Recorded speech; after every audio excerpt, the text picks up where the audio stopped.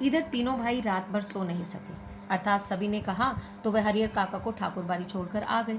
लेकिन वह रात भर सो नहीं सके, क्योंकि उनके मन के अंदर ये बात शंका बैठ गई थी कि हरिहर काका को मन को परिवर्तित वे लोग कैसे करेंगे। भावी आशंका अर्थात उनके फ्यूचर की जो चिंता थी ना, उसके मन को मथती रही।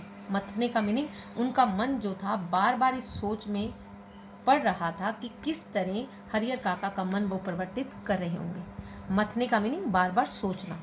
15 बीघे खेत, अर्थात उन्हें ये लगा कि 15 बीघे खेत जो है हमारे हाथ से चले जाएंगे।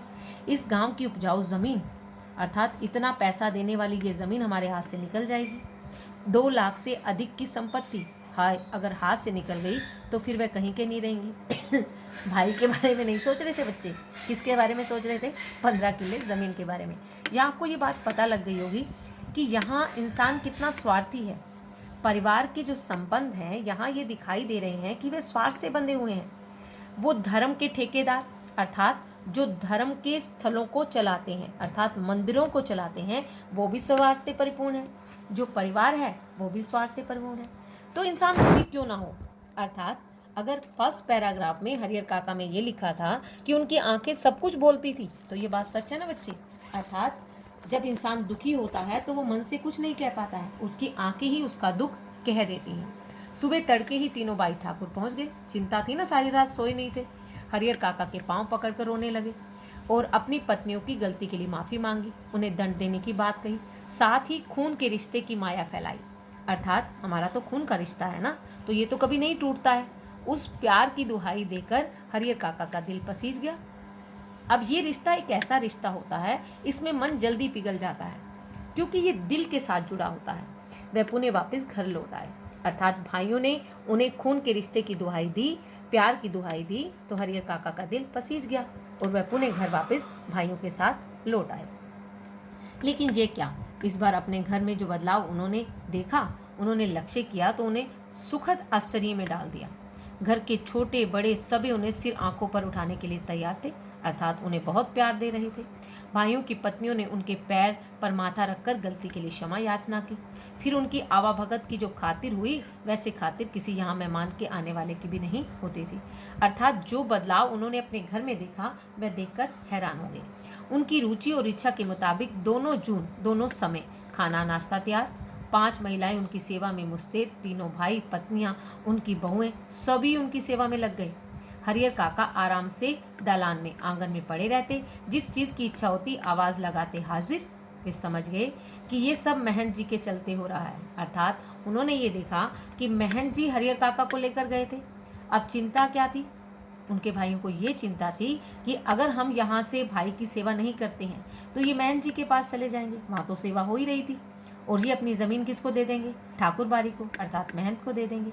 इसलिए महंत जी ने उनके प्रति मन में आदर और श्रद्धा के भाव निरंतर बढ़ते जा रहे थे। अर्थात महंत अगर ये कार्य ना करता तो उनके परिवार में ये बदलाव नहीं होता।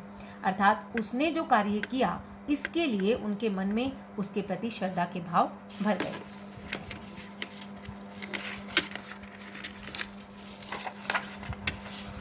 अब तक हमने जो कहानी पढ़ी, आप इसे समझेंगे और पढ़ेंगे, क्योंकि पढ़ने से ही आपको ये बात समझ में आएगी कि जो क्वेश्चन पेपर में आते हैं, एग्ज़ाम में आते हैं, वो इसी लाइनों के अंदर से बनकर आते हैं, मोल्डेशन आती है।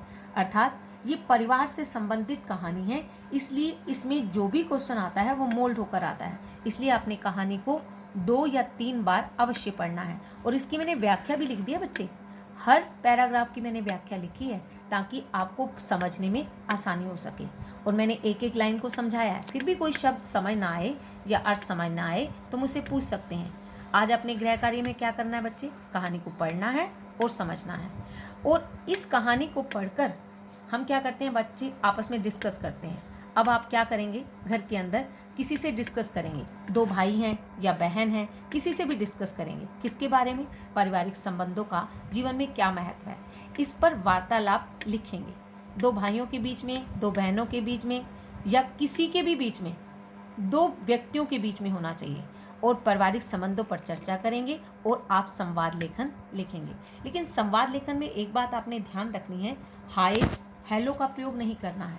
जैसे हम दूसरों से बातचीत करते हैं तो हम एटिकेट के साथ करते हैं, अर्थात हमें ये पता लगता है कि ये व्यवहार बच्चा कितना संस्कारी है, कितने अच्छे ढंग से बात कर रहा है।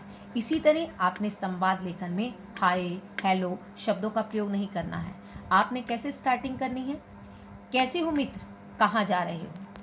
आज हम आपके घर के बारे में कुछ बात करना चाहते हैं। अब हमने शुरुआत कैसे की? सुप्रभात मित्र, कैसे हो?